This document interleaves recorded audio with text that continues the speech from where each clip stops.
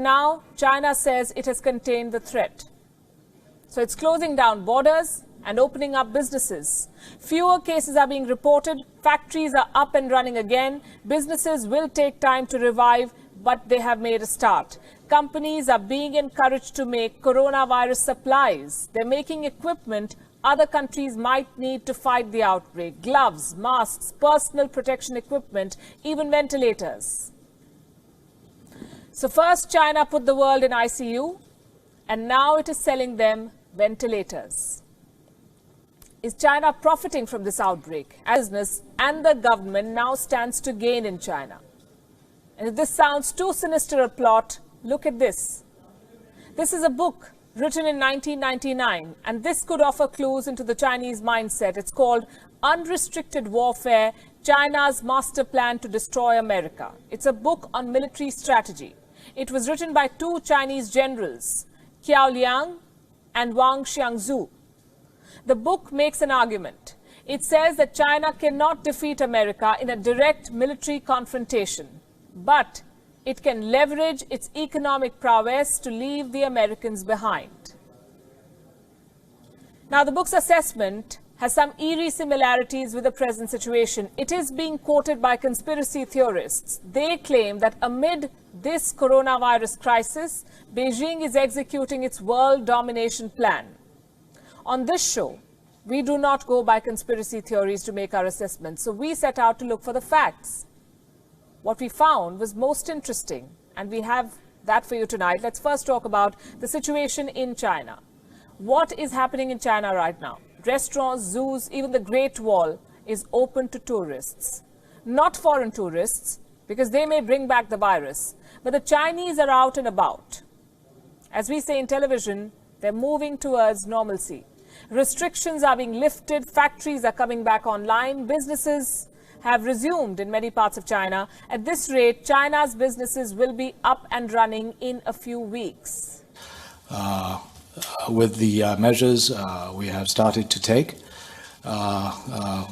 with the return of the work of the workers and the resumption of productive activities by the factories across the country, I think the Chinese economy is coming back to life. Coming back to life. They have a plan to revive the economy. What does this tell you? While major countries are struggling, China is already making a head start. China also has an interesting pattern. Look at this map. This is Wuhan and the rest of China. The coronavirus outbreak in China is what this map details. Now, some of the biggest cities in China were largely insulated from the outbreak. I say this is interesting because while the virus spread and unleashed chaos in the remotest corners of the world, it couldn't do much damage in China's top cities. I'll give you examples with numbers. Let's start with Beijing.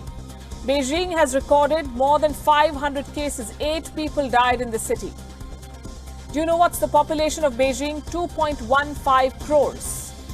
Shanghai reported 468 cases with 5 deaths. Shanghai has a population of 2.4 crores. Among the 10 most densely populated cities in the world, only 5 deaths, less than 500 cases. The point I'm making is that China's financial hubs have largely emerged unscathed from this crisis. They can bounce back quickly.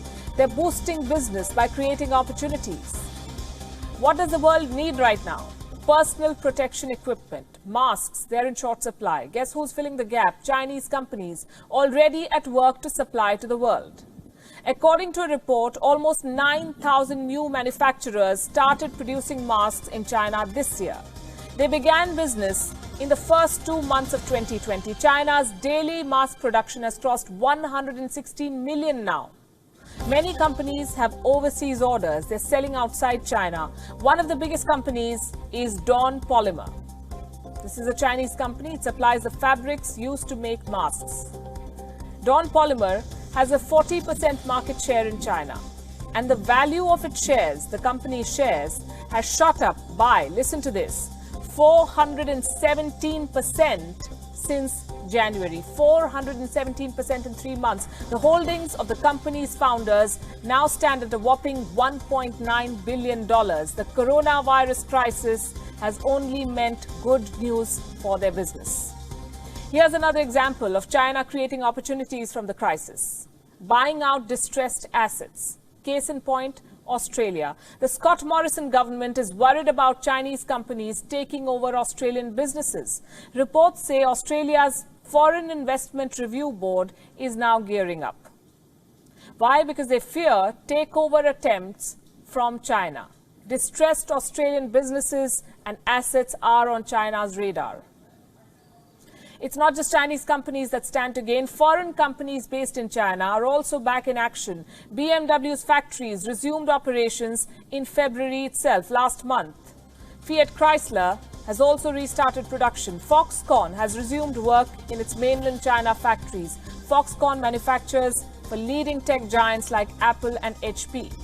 Tesla's factory in China is back online too, reportedly with help from local authorities. Members of the Chinese government allegedly helped Tesla secure key supplies.